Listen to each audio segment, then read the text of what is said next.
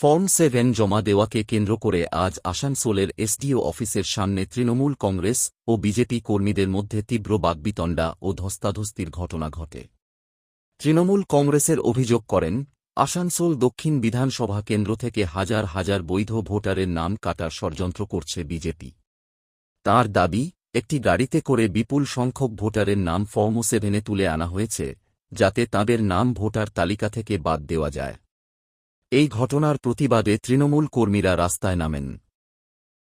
তৃণমূল এও বক্তব্য, কোনো অবৈধ বা মৃত ভোটারের নাম থাকলে তা অবশ্যই বাদ দেওয়া উচিত, কিন্তু এই কাজ করার অধিকার শুধুমাত্র নির্বাচন কমিশনের। বিজেপি কোন ক্ষমতায় এই কাজ করছে? শান্তিপূর্ণভাবে এখানে অবস্থান করছিলাম, যে এইভাবে ইলিগাল যে ফর্ম নাম কাটার চেষ্টা হচ্ছে, এটা ওরা আমাদেরকে ভয় দেখানোর জন্য বহিরাগত ওনাদের নেতৃবৃন্দ লোকজন নিয়ে এসে এসডি অফিসে জোর করে আবার ঢুকে এই ফর্ম 7 দেওয়ার চেষ্টা করছিল। আমরা তাই তার প্রতিবাদ করছি। বিএলও এসডিও পাচ্ছে না, বিজেপি রাতারাতি এত হাজার হাজার ফর্ম পেয়ে গেল। একটা মানুষ কি 1000 2000 করে ফর্ম জমা দিতে পারে ফর্ম 7? যেটা বিএলওর মাধ্যমে হচ্ছিল। সরকার কি ফেলিওর? ইলেকশন কমিশনের দ্বারা কেন্দ্রীয় সরকার কি ফেলিওর? তাহলে বলুন, এটা যেটা করছে এটা আমরা এর প্রতিবাদ জানাচ্ছি। দেখুন, আমাদের তরফে কোনো অশান্তি নেই, ওরা জোর করে রাস্তায় বসেছেন।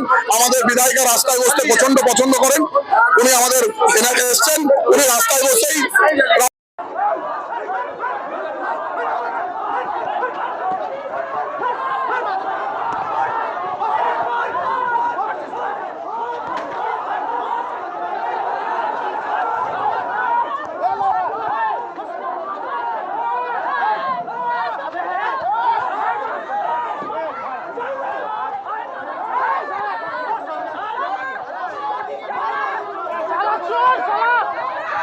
অন্যদিকে বিজেপির পাল্টা অভিযোগ করে বলেন, অবৈধ ও মৃত ভোটারদের নাম বাদ দেওয়ার জন্য আজ ফর্ম 7 জমা দিতে এসেছিলাম, কিন্তু তৃণমূলের দুষ্কৃতীরা তাতে বাধা দেয়।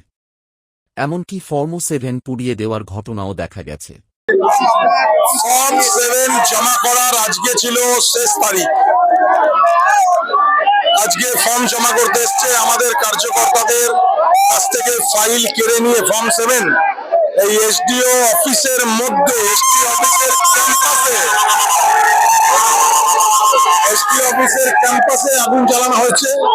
আমাদের মহিলা কার্যকর্তাদের মারধর করা হয়েছে। যে গাড়িতে ফাইলগুলো ছিল সেই গাড়িটা ভাঙচুর করা হয়েছে। তারপরেও আমরা পৌঁছাবার পর হাতাহাতি, মারামারি, পুলিশ নীরব দর্শক দাঁড়িয়ে থেকে এই এসডিওর অফিসের প্রাঙ্গণে এসডিও সাহেবের মদতে, ডিএম এর মদতে এই ফাইল আগুন জ্বালানো হয়েছে, ফর্ম 7 জমা হয়েছে।